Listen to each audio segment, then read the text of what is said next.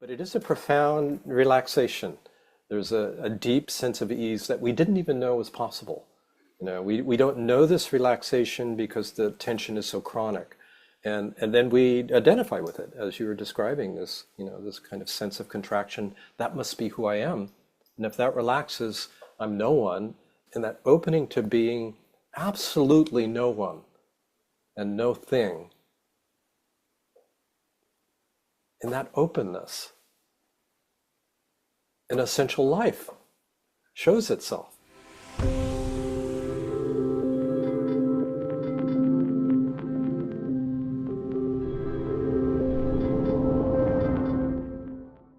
Welcome to Living Mirrors with Dr. James Cook. My guest this week is John Prendergast. John is a psychotherapist, spiritual teacher, and former adjunct professor of psychology at the California Institute of Integral Studies. He's the author of In Touch, The Deep Heart, and most recently, Your Deepest Ground. His work blends somatic inquiry and depth psychology with contemplative insight, and he's a leading voice on the topic of embodying non-dual realization, which is what we discussed today. Hope you enjoy the conversation. Okay, I'm here with John Prendergast. John, thanks for coming on the podcast. My pleasure to be here. Yeah, it's great to have you here. So you've written this wonderful new book, Your Deepest Ground, and you have a previous wonderful book called The Deep Heart. And I'd like to speak about all these themes today with you.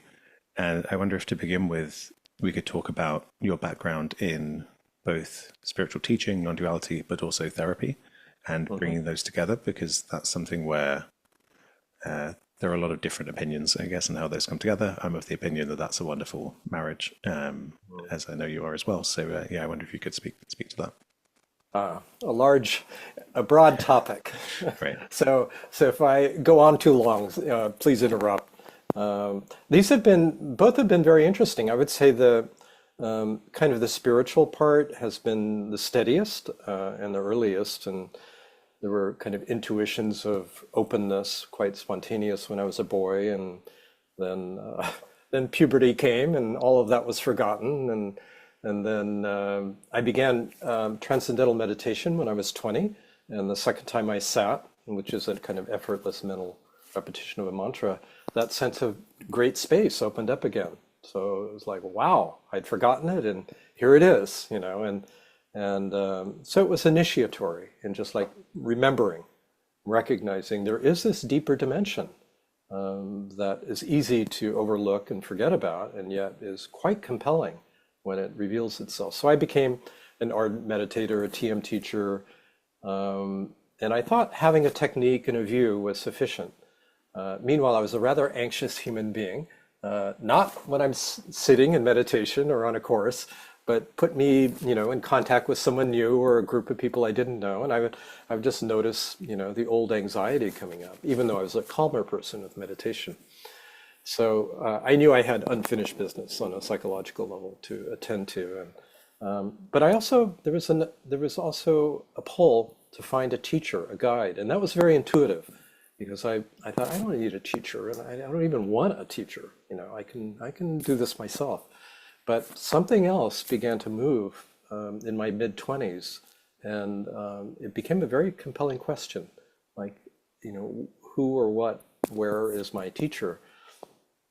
And I left the TM organization. I felt like Maharishi was useful practice, and I learned a lot, but no, this isn't my path and not my teacher. And this took me to India, and I spent some time with a well-known, rather controversial teacher, which was helpful and not harmful.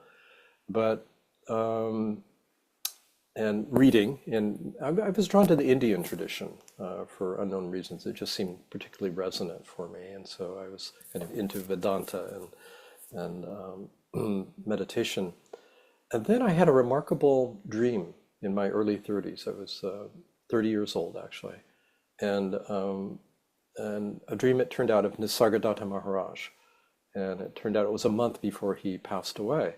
And in the dream, I was in Bombay, and he came up to me and he said, you can spend some time with me. I didn't know who it was, but there was just this contact in the dream of just like,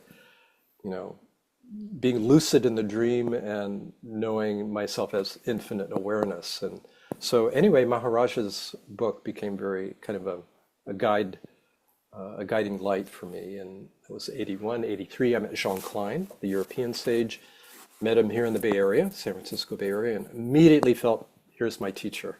There was no, even though I couldn't even understand his thickly accented English and his very formal way of speaking, there was just a knowing. I've met my teacher, foundational teacher, and I get emotional even thinking of the moment of the meeting. It was very profound, kind of knowing. And so I studied with Jean until he retired and passed away. Meanwhile, I realized I need to make a living, and I'm not going to do it as a meditation teacher. So I entered grad school and started pursuing psychology, the California Institute of Asian Studies at the time, integral studies, wanting to just get to know this apparatus better and my conditioning and to see the patterns and make them more conscious. And so I got my master's, my doctorate, and a few years later began teaching there as well and supervising. So I had these two tracks of development. One I would call more personal, the other being non-personal, universal. And I was giving attention to both of them. And then at some point, I couldn't distinguish them. It was interesting. It's like, what is spirit and what is not spirit? I can't distinguish conditioned from unconditioned. I can differentiate, and it's still a useful differentiation. But essentially, it's like it's all the same thing. This conditioned body, mind, and our true nature, form, formless, they just there was a confluence of these. And my work, my therapeutic work and my mentoring work, I just began to attract people who are deeply on a spiritual quest and were working with their conditioning. And that conditioning often was a form of resistance to a letting go and an opening. So that's really been the sweet spot of my exploration. After Jean, I studied with Adyashanti intensively for 5 years. Those were very catalytic. I'd had many glimpses, brief awakenings. I'd say mostly of the mind. With Jean, with Adya, it was like, opening of the mind, opening of the heart.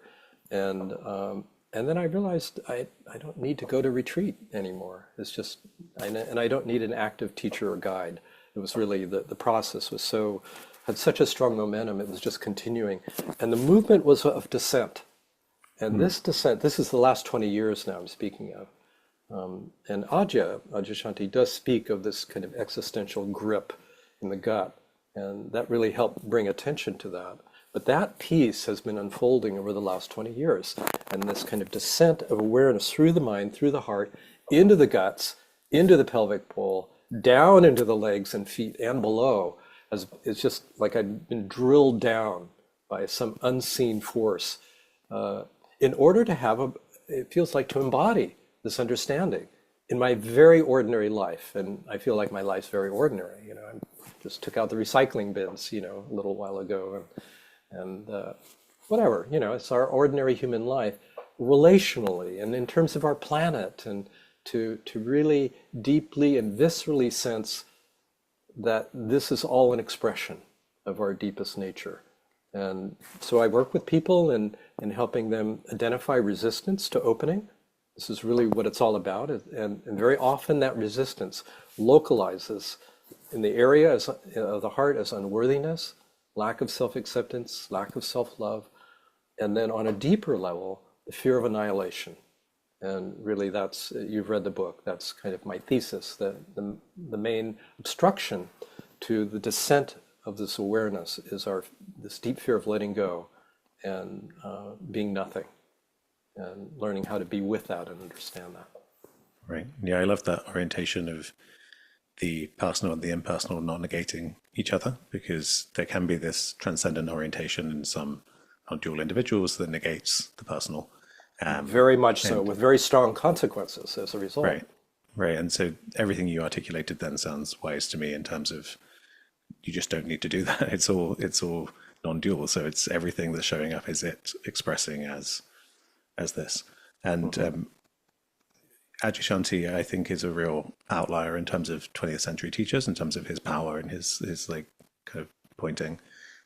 He was very influential on me, and I'd had the kind of initial, he's the first person I heard speak about this kind of trichotomy of awakening in the head, the heart, and the gut that you alluded to, and that is kind of mirrored in your work and expanded upon. And I'd had the initial awakening that lasted for decades, and then the heart opening, which was challenging in the conventional way in terms of psychotherapeutic dimensions of, but fundamentally addressable. And then a few years ago was when I could have done with your most recent book a few years ago, which was when Adyashanti's pointed me towards the gut, letting go, the fear of total annihilation, total letting go. And that was, I didn't know that was on the menu until he kind of pointed in that direction. And part of me, the me part of me really didn't want to go there, really just wanted to kind of try and take any angle I could to try to not go there. But there was just this huge pull towards needing peace, just so like we'll unpack this, but you write about it beautifully in terms of this kind of false ground of the small self being a contraction in the body. That was totally it. There was just this braced, vigilant, like I was clenching something that I knew I couldn't spend the rest of my life holding it. I had to let it go. But the letting go was such a painful unpacking of every single inch of my resistance and my attachments. And just this stepping off a precipice and not knowing it, not being able to really know if it's okay, but then just trusting it and discovering that it's the most wonderful thing in the world. But yeah, so thank you for I'm sure your new book will really help people, because it has this, I think people in that state need the kind of confidence of someone who's gone through it and can speak speak from the other side and say, it's okay to go here. It the thing makes that gets a big annihilated difference. doesn't even exist. Yeah. That's right. Yeah. It's all projection of the mind, of its worst fears onto the unknown, but they're quite compelling, as you experienced. And I love your description because it fits so well, this process of unfolding. So you speak from your direct knowing, and the importance of just how powerful this resistance is, the importance of recognizing it for what it is, and the value of some guidance, whether it's in a book or someone else, to say, here's what you're encountering. And this is what it is, and this is what will happen. You can trust this, you can relax. There's something greater here, beyond ordinary mind, beyond strategic mind as well. So I appreciate your learning more about this is our first conversation, so it's Yeah. lovely to hear the contours of your experience. Yeah, I felt a similar resonance in reading your book, very validating. And I'd say part of the thing that was challenging about this kind of, the book's called Your Deepest Ground, and so this is kind of your deepest letting go, right? It's where, in an embodied way, the place we hold at the most primal, which is survival instinct level. And up until that point, spirituality had felt like something kind of entirely resourceful about kind of fullness and being and presence and all of this stuff that was kind of inclusive of the self, like me and everything else as one thing. And in this letting go, it was a profound emptying out, profound turning towards loss, dissolution, the other side of the kind of yin yang side of things, and a way of framing things. And so it was it's coming to me now, I wish I had the quote, but from the Christian mystic text, The Cloud of Unknowing, someone recently sent me a beautiful passage about this profound nothingness, emptiness, and saying how confronting it is. But then there was this beautiful line, something about who is it who says that this is a nothingness? Because from that perspective, it's everything. And that really captured the thing I was pointing to before in your work about speaking from this, of having stepped through it, approaching it as a self who feels terrified of it, and then inhabiting it, and then kind of discovering, like, what was I afraid of? Like, what was supposedly bad about total letting go, total absence, total nothingness? And then the laughter does come, because there's all this contracted stress, and then it just gets released into, this indestructible, whatever this is. That is, whatever this is, and we can't even name it. But it is a profound relaxation. There's a deep sense of ease that we didn't even know was possible. We don't know this relaxation because the tension is so chronic. And then we identify with it, as you were describing, this kind of sense of contraction. That must be who I am. And if that relaxes, I'm no one. And that fear takes different forms. One is like, I'll become a vegetable. I'll be dysfunctional. I won't be able to make my way through the world. I won't be able to function. We discover the opposite is true. There's, and I imagine this is true for you as well, Jim, a sense of greater ease, more grace, a fluency to one's life, unexpected doors opening, unexpected meetings happening. There's something very creative that opens. And so in that emptying out, this is such a beautiful theme. And I love that you know this firsthand, so it's not abstract in our conversation and to listeners as well. That in that opening to emptiness, in that opening to being absolutely no one and no thing, in that openness, an essential life shows itself. This what I call a current of life, and it has a quality of luminosity and radiance and creativity and creative power. So yes, it's not what the mind imagines. This is just very, very different than that. Yeah. And the settling into a kind of a non-doership, I think as I approached that really felt quite, there were flavors you could say of a kind of quite a chilling kind of images of almost like a robotic way of being, like something that doesn't feel very human, or just, and then when it was really settled into, suddenly it's what you're describing, which is the total relaxation and non-doing of the seemingly separate self is the same thing as the total creativity of the source of existence. Just suddenly you are the all doing everything all the time, maximum exertion, just emptiness dancing, right, is one of Adyashanti's titles of his books. That's right. And so, yeah, there's just this effortless, deep engagement. So it's this balance of deep surrender, but also full engagement with life. That's just really beautiful, and not what it seems to be on the approach. Well, I'm appreciating your obvious firsthand description and experience of that. Yeah, it's beyond the mind's imagination how this works. And actually, this has always been the case, but it's filtered. It's like this doing has been happening, and then there's an apparent separate self thinking it's doing and taking credit for the doing and afraid of letting go of that illusory control, and yet, and therefore it's a process, I find.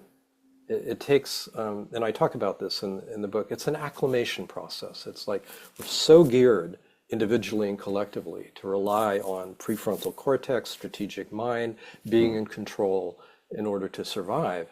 This is a very different operating system, it is the way of being, not just a different way of being, but it is the way of being. And the being takes precedence, like from that foundational sense of being or non-being or suchness, shunyata in Buddhism, open emptiness, the doing comes in a much more graceful and beautiful and spontaneous way as well. And we see reports of that throughout the wisdom traditions, which is beautiful. Many different contemplative traditions, particularly the masters, describe this Tao, right? This spontaneous movement of a greater life that goes through the individual, and it's a blessing, kind of a blessing field. Not that it's intentional, but it's spontaneous. Like there's not an attachment, there's interest in outcome, but really not attachment to it. It's much more process than product oriented. And boy, I think more, and we see the effects in our personal life of that, right? Because it's a movement of love, and there's a spontaneous movement actually to share whatever gifts we have and to be of service, and to support the flowering of life in whatever form, individually, in small groups, friends, family, collectively as well. And, to whatever extent we can be of service to that, beautiful. You mentioned love there. I wonder if you could speak to this kind of, you mentioned the kind of the false ground of the small self and the way it goes along with a kind of embodied contraction down the midline, which seems to correspond to the kind of chakra system, right, in Indian teachings, but also in different traditions. So yeah, I wonder if you could speak to the way those show up in people, especially the contraction around the heart and in the deepest ground. Well, it does seem and this has kind of been an emergent understanding for me, this idea of the false ground. And I think it's a useful concept. It's sort of a, I would say, the somatic, subtle somatic component of the false self, or false self meaning the separate self. And what I found is there are subtle somatic correlates to this sense of being a separate self. And they do tend to localize along the midline. And there are certain kind of choke points that are particularly important to attend to. You were inviting me to talk about the lower two, but I do want to speak about the upper one as well, because particularly it can be felt in the forehead. But what I've noticed is when there's a really, like when we're opening in to this degree, James, like, that kind of, there's also a kind of a clutch in the back of the head, seems to be related to the occipital lobe. Less conscious beliefs, limiting beliefs about who we are, what this is, what the world is. And there's a subtle and compelling grip there, that as we open to who we really are, which cannot be named, we can encounter resistance there. And then as it opens, it feels like, that opens up, that kind of backspace opens up behind the head. And we feel ourselves more and more just in clarity and spacious vastness and openness. So that I wonder if mental I can, contraction. yeah, Please.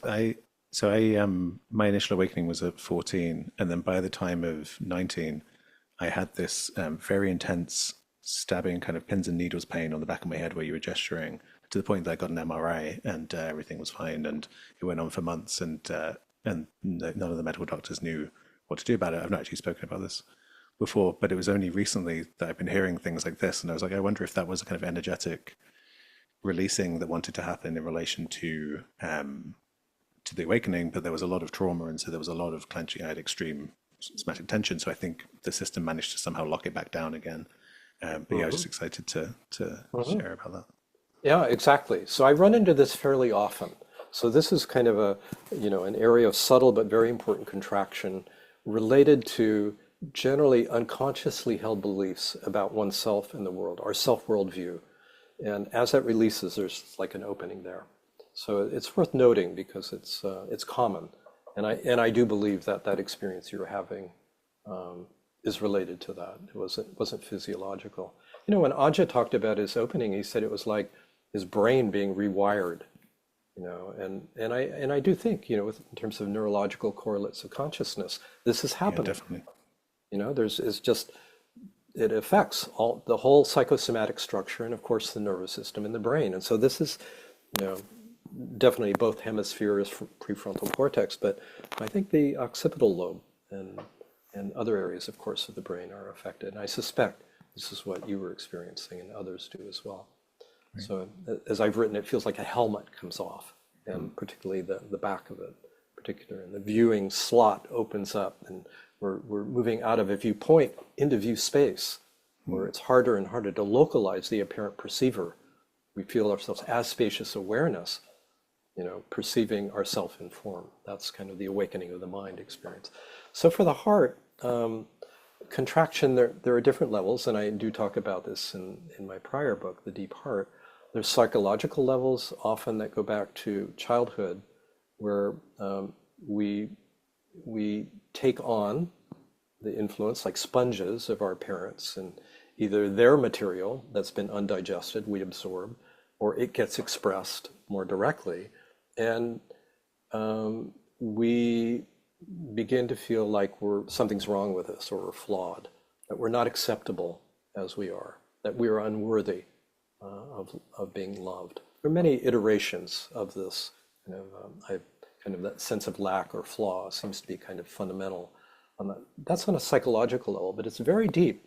And I find very often in spiritual circles, many teachers aren't really aware of the depth of the impact of that, and how one can, you go on a retreat and there's lots of silence and pointing to true nature, and one can expand. You come off retreat, there's a contraction. We go back to default mode literally in terms of our neurological wiring, but also in terms of our heart, in terms of our sense of self, and particularly in relationship. This is where it comes up. And this is why the heart area is so important to be intimate with and to be open to. And it requires great vulnerability.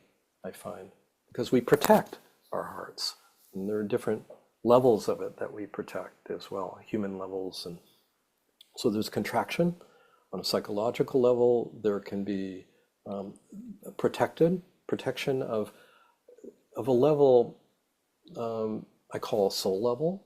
Again, not addressed very often in non-dual teachings, which is kind of in between egoic and universal. And it has an individuated expression, but it doesn't have to do with self-image or story. It's like the gifts that we bring in, our particular song, if you will, and our particular gifts to share. And often it's not, I didn't know about this until my first marriage. And I was drawn to open. Something in me was drawn to someone who could meet me this way, but to really share on that level with another human being is beautiful, and deeply touching. That's why, we have all of the kind of soulful literature and songs and so on, speaking to that depths of the human heart. But we guard it. And so there's contractions there as well. And that boundary of the innocent inner child and that level of soul is kind of one that's important to open and navigate. And then beyond that, it's like we can go beyond that individuated expression and just a feeling of great, cosmic, universal, all-embracing love and recognition of wholeness here in the perceiver and wholeness there in the perceived. And that wholeness is not separate. It's like awareness looking at self, formless awareness looking at itself as form. And that's the non-dual realization on that level of the heart. What's interesting is when that unfolded for me, and it did on retreat with Adya several decades ago, I thought, oh, that's it. Somewhat like I think you were alluding to. It's like that sense of oneness and communion and shared presence. But it turns out that there's a whole nother level here. But that was the contraction of the heart. And that released. And as I speak about this, just to address it briefly, it's a very subtle and complex unwinding, I found. And attention can go to different levels. It can go to a personal level, it can go to a transpersonal soul level, archetypal levels, ancestral levels on the heart, and then, that just all-embracing universal love. And it can weave between those, and system will open and close and open and close, and kind of learning to ride those waves and stay close to our experience is really important. And that can happen spontaneously, internally, and it can be helpful to have a guide, an attuned guide, especially to help track and follow and support that unwinding process. So that's a primal knot in the heart. And I find in my work, I focus mostly, I find that the greatest areas of constriction are in the heart and in the ground, the base of the spine. And it does correspond to the subtle body system. This is something that emerged in my long meditation courses, TM courses initially, and then subsequent courses. I wasn't trying to, attune with chakras or manipulate them in any way. I would just sit quietly, and the whole energy body began to open over a period, and continues to open, by the way, over decades, just kind of unfolding internal sensitivity. So there are these energy centers, there is a midline, and there is a kind of core contraction, a way where we don't feel safe in the world, or we don't feel accepted. And so what we do is we pull in and we pull up and we hold back. And then that contraction we on a subtle level identify with as a separate self. Now this is kind of psychological conditioning, but developmentally I think this is true also. It's like everyone seems to go through that to some extent. Then in this deeper descent we're questioning, am I just the body? Am I the doer? And who is it that's trying to be safe? And that conflation of self-image and story with the body is a very important knot to unwind.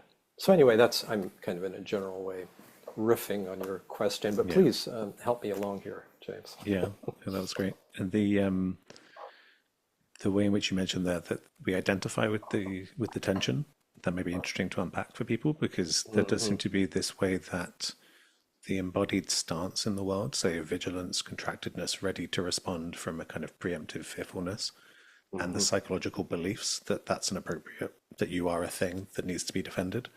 There's this kind of circularity there, where it seems you mentioned this process of kind of opening and then contracting and just kind of weaving your way through this gradual moving towards more openness.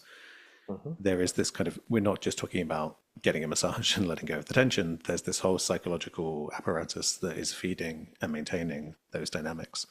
So I wonder if you could speak to kind of belief work and the way that that goes in tandem with this. Yes, yeah, good. That's important. And this has been like just a deepening and ongoing study, and particularly as I work with people and with my own conditioning and work with others, what I found is this, call it core contraction, this false ground, this separate sense of self, has three major components. It has a somatic component, primarily sensate, has an emotional component, primarily feeling, and it has a cognitive aspect, which is our beliefs, our stories, and some of which are conscious and some of which are subconscious and some of which are unconscious. So there's strata on all these levels, somatically, emotionally, and cognitively. And because we are sensitive beings and we're continually adapting to our environment on many levels, and particularly our relational environment and early family of origin material, our system is adapting to that on all these different levels, somatically, emotionally, and cognitively. And I've been addressing more the subtle somatic aspect and the emotional aspect, but the cognitive aspect is very important. And here's kind of a subtle point. Like some teachers will say, it's all about your story, and if you see your story and see through your story, you'll be free. There's a lot of truth to that, but I have found it's not entirely true because it depends on our conditioning, because we're so sensitive, and a lot of our conditioning, particularly if it's difficult, can happen pre-verbally and prior to ordinary cognition developmentally coming more online. And so when that's true, different approaches are needed than just cognitive, and more intuitive approaches, more relational approaches, more sensate. And this is dealing with trauma and early attachment kinds of issues. With that caveat, kind of focusing on the cognitive part, I find very useful. Like the sensate part, and I'll just give a brief description of how I work with people. And I know there are other ways to work and probably better ways to work, but this is what works well for me in my work with others as well, is first of all, my approach is not to resist or attack or grasp experience, but be with it as it comes. So that's true of our psychological conditioning, because conditioning is endless, right? So we don't need to undo all our conditioning. If we did, we wouldn't probably exist as a human being. But there's problematic conditioning that's obstructive to living in accord with our deeper nature. That's worth paying attention to. That's what we've been talking about. I find that in as much as we can, to be able to actually drop, and when I say drop in, I mean to allow attention to drop down and in and rest back into a sense of spacious openness, is a kind of foundational resourcing we can do in terms of then welcoming our experience and the welcoming these different dimensions. And I like to start with sensing and feeling, because we're staying closest to our experience, I would say, and just allowing our experience, welcoming it into spacious awareness without an agenda to fix or change, just being curious and affectionate with it, wanting to get it to know it better. So it's different than results oriented, right? It's just like it's much more about self-intimacy. And very often that provides an optimal environment for a natural unfolding. And we'll just notice a kind of softening of that clench and of the emotional reactivity. However, very often there's a cognitive component that needs to be addressed, a belief system that has to do with our view of ourself in the world. And often it's very simple, formed when we're children, can be expressed in 5 words or less. I'm unworthy, I'm unlovable, something's wrong with me, I'm really flawed. Many variations and combinations of that. And so what I'll do is when I'm working with people, and let's say they're aware of a clench in the gut and the heart and the base of the spine, And I'll just take a few minutes of just welcoming it in and being with it. And I mention this because I think it's helpful for viewers and listeners, as at least a preliminary way to approach their experience in a skillful and facilitative way. And just kind of just notice what happens. What happens is there's this welcoming.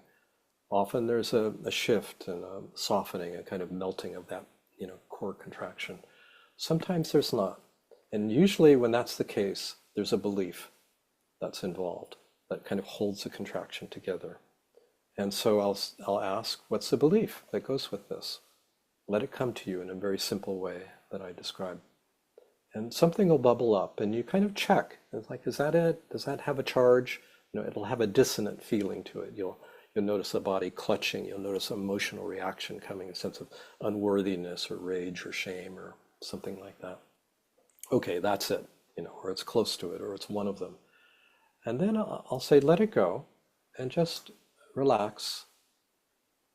Bring your attention to the heart. Be quiet. Kind of feel that kind of back space again. And then just ask yourself, what's your deepest knowing about this belief? What's the truth now?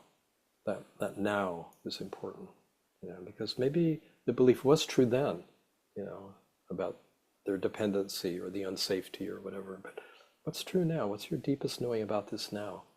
Be quiet. Don't think about it. Don't go to your mind for an answer, because usually when we pose a question, we tend to do that.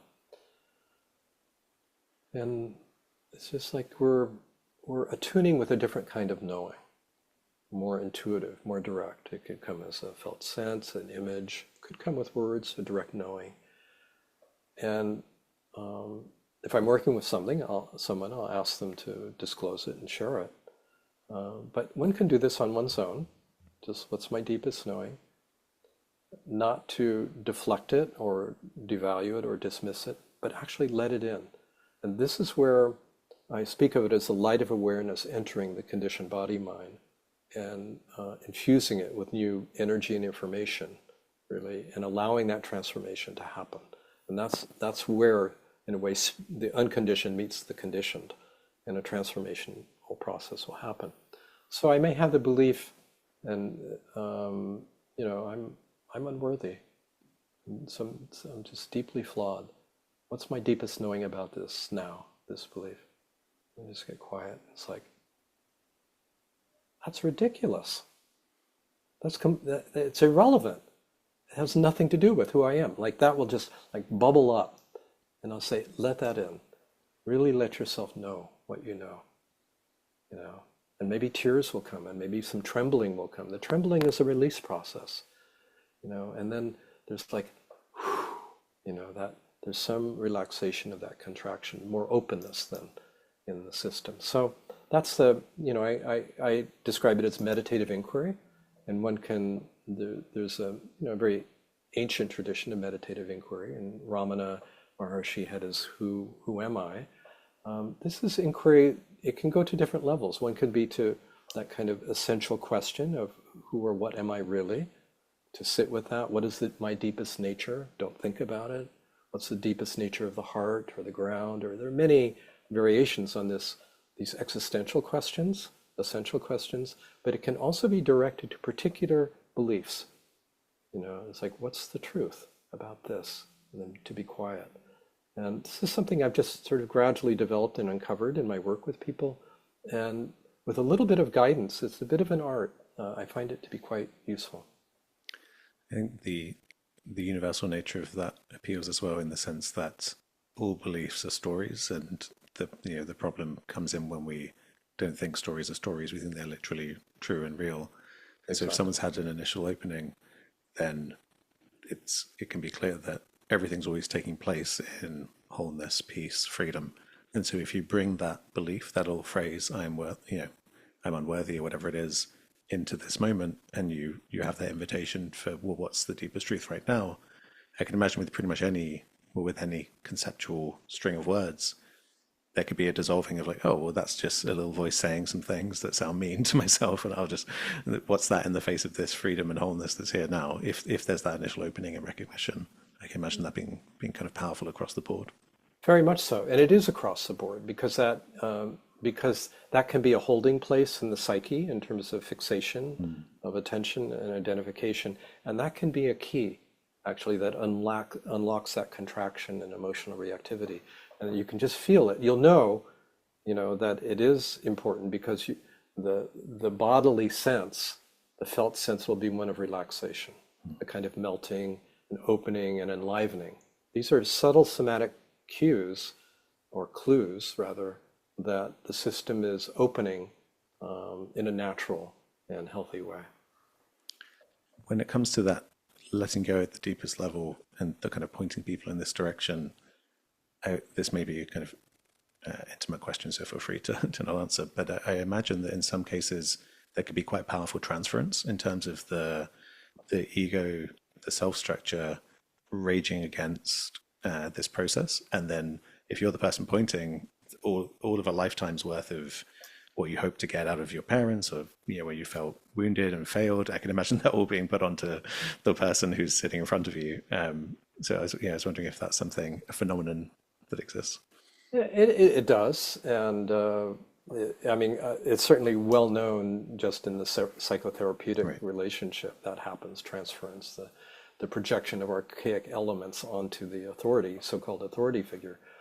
Other things happen too. There is that kind of don't tell me what to do, you can't make me, but actually what's interesting is when a guide is really attuned with someone and there's a lot of freedom within themselves, there's very little of that, because there's just a knowing, I'm not, they're there with me and they want my well-being, and they're patient and they're not pushing me, and they're not also buying into old stories.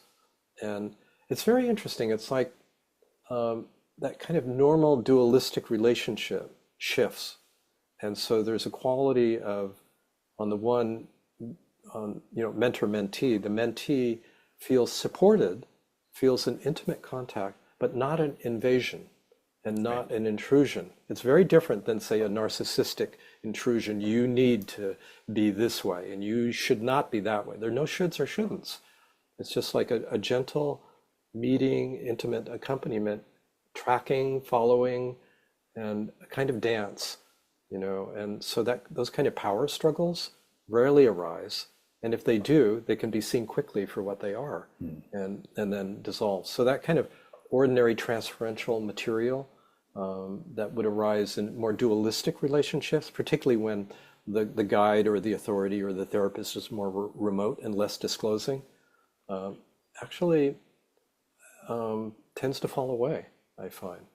And there is a sense of having a friend, an attuned friend supporting the practice. And so much more likely, I think much more common than that sort of resistance, is the projection of inner authority onto the guide. Like, you know better than I do. And that's what I work with more, because for me, in this process of mentoring, what's so important, vitally important, and I feel this deeply, is to support the inner authority of the one you're working with. Because that knowing is in each of us, right? And so when questions like, what do you think about? I'll say, that's a good question. And I may have a response, and I'll say, I'll wait before I respond. But I'd like you to consult your inner knowing, and then I'll track you, and it's like, I'll let you know if that feels resonant or not for me, or true. And very often that's much more empowering to, like, okay, I'll sit with my question and feel what's true for me, and then share that, and then we'll talk about that, and maybe fine tune it, or it'll be validated, nothing to add. Very often the response is even better than I could have ever imagined coming up here. It's like, you know better than I do what's true for you. And I can tell that, and I support you in that unfolding discovery. That's very important, because in the traditional student-teacher relationship, so often there's hierarchy. So often the teacher is the know-it-all, the wise one, and it pulls for that kind of transference. And of course, an underlying resentment, that goes with that. But it creates duality and can keep a student just frozen in position, with the teacher. And that of course impedes the natural evolution of the discovery of the natural authority that's in each of us. So I find that actually more common working with and support it in the way I've just described. Yeah, that really fits with, at the beginning of the conversation, I said how I wish I'd had your book a few years ago. And a part of that is picking up on that energy of a lightly held, warm invitation, not someone wielding authority and kind of insisting, I know better than you. I think that's part of that signature that's wonderful in it.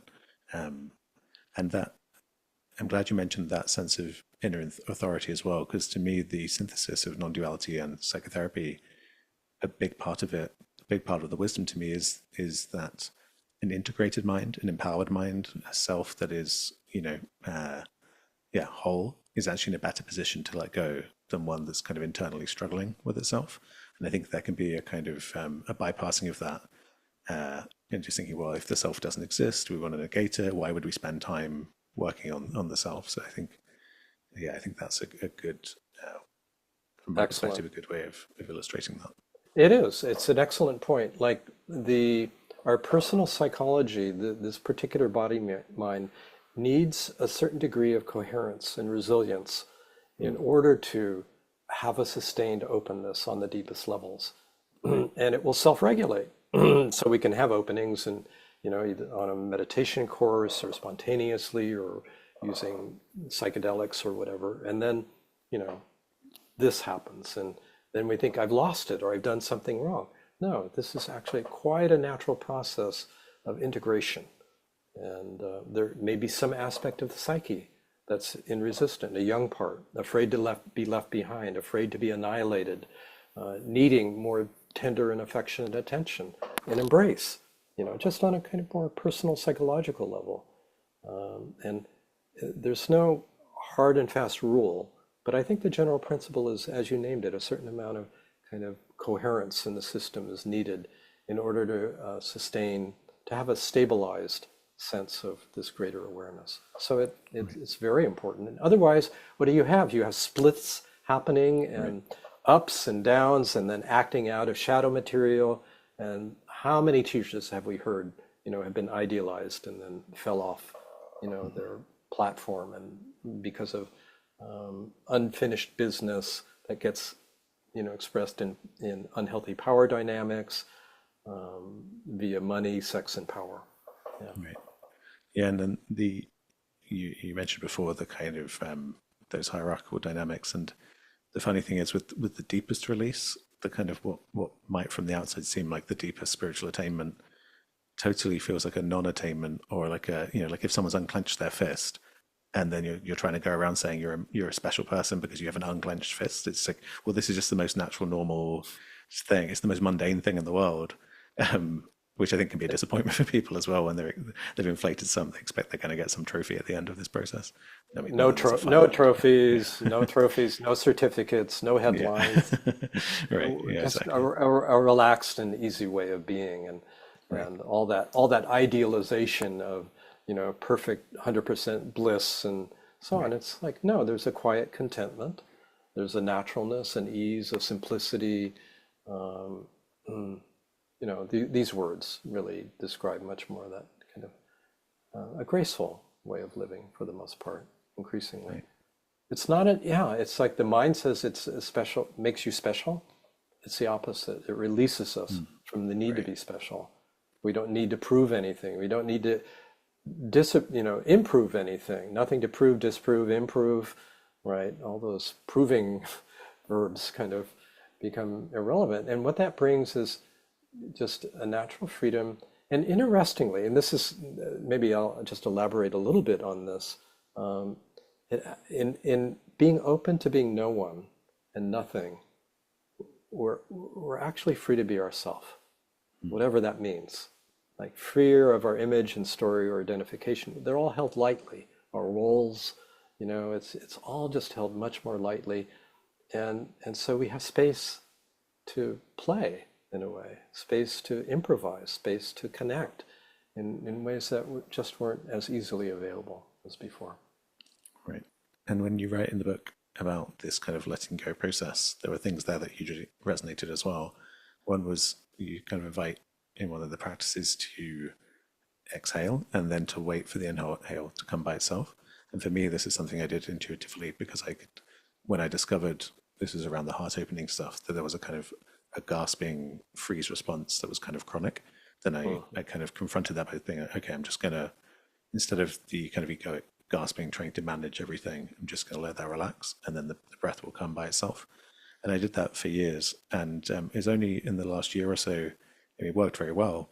But there's in the last year or so, I kind of had the question mark around whether, from a kind of psychotherapeutic perspective, there could have been a bit of a kind of my spiritual inclination towards surrender, whether that could also play out as a kind of abandonment of a part that is in a freeze response that's kind of in needs some kind of to be met with some nourishment and care. Because I started doing some parts work and felt some nourishment from that. I was like, oh, that's interesting. Like, I wonder if there's maybe a slight art here that when the freeze response was so huge, I couldn't really get into these subtle dynamics of the parts. But if I were to speak to myself, a decade ago, I might maybe say, just make sure you're paying attention a bit more to the psychotherapeutic dimension. No harm seemed to come of it. I didn't seem to be re-traumatized or anything, but there seemed to be a subtle complexity there that I picked up on recently. Yes, I think that's right. And so one kind of circles around again, and one can just sort of inquire, are there any parts here that are needing attention? And just be quiet and see. And if there is, like, you'll notice like something in the heart area kind of brightening, it's like, oh, something's there. And then you enter into welcome. Tell me about yourself. What do you need? I just need you to listen. Don't forget about me. And so this is interesting. This is part of what we call resistance, is very often there are these islands, compartments really, and they do relate very much to parts work. And I think internal family systems is probably the best way of working with these in a skillful way. And they also have a very expansive model in terms of self, so which I appreciate. But I've worked with parts for decades with people, and it's an important level to honor, because we don't exclude anything or anyone in our experience. And sometimes be a big awakening, and then that will be sustained for months or years, and then some traumatic layer of the psyche will just like get activated and be flushed out. And we can feel very disoriented and destabilized, like what happened to this awake awareness, this peaceful presence. And it's like it did its work. It was kind of, flushing out, clearing out the psyche and bringing this up to be met, to be met, to be felt, to be seen, to be felt through, digested, integrated, because it carries something important. Like that you were describing, whatever that young part was, it holds an essential quality of being that will allow greater intimacy and greater fullness of expression of the human heart. And so that's the listening, that's the kind of, I wonder if there's something there. Let me inquire, let me be quiet and be open to that. And so there's no perfect way to do this, right? But it's more of, following what's unfolding.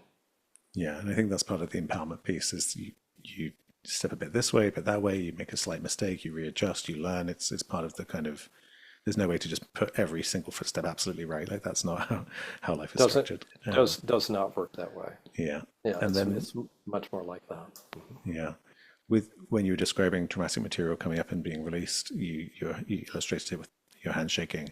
And you mentioned in an interview how tremoring is a big thing you observe a lot when people release this stuff. And for me, it was really my access to this was doing kind of trauma release exercises. Is what allowed me to kind of get into these deeper layers. So yeah, I wonder if you could speak to the role of tremoring. Yeah, I find it quite common. It's not necessary, but I find it quite common in this intimate investigatory process, like what's my deepest nature, what's really true, what is my experience right now. We get closer and closer to it. Things that we've avoided start coming into conscious awareness, and as they are received and seen through, there's a natural release process that happens, and we can feel in subtle ways. The breath will release, like there's just like a deep breath. It's like, okay, there's a relaxation. There's a letting go. We can feel it on subtle levels as a kind of melting or warming. And then sometimes the body will start trembling. or tremoring. And it can feel like a particular area, like the heart area or the solar plexus. We hold a lot of tension in the solar plexus trying to control interpersonal dynamics. It can feel shaky at the base of the spine.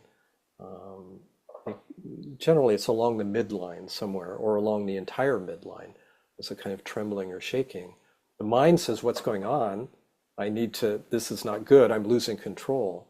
It is true, there's a kind of control, an attempted control that's releasing in the system, but it's quite natural. And as you've experienced, as many people, and just to know that, to trust that, is important.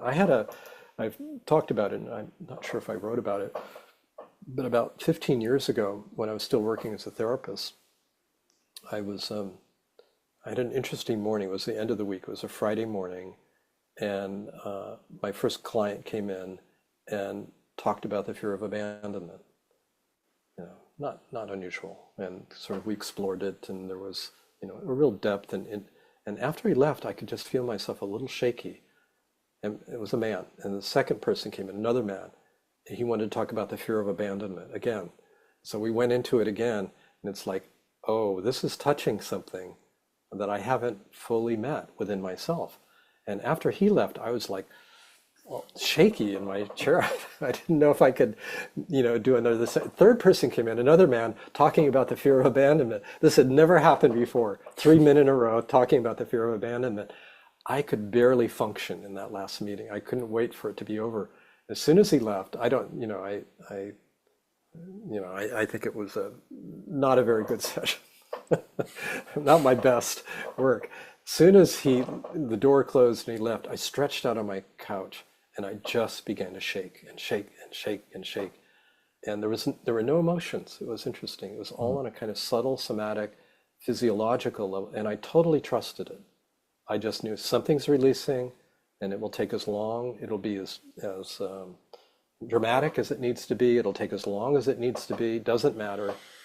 And then I got off the couch and got on the floor, because I just needed to feel that and just let the body. And it went on for like an hour. This intense shaking, and then it stopped. And I was able to drive home, and I just went to bed. I was exhausted. I think probably you may have felt, fatigue also. Yeah, I mean, there's a release, but it takes a lot of work, this process, temporarily. Yeah. But something had released around my own fear of abandonment, and I had the story that, I had a pretty secure attachment growing up. I did, but there was an element of fear that I hadn't fully allowed, and it was time, and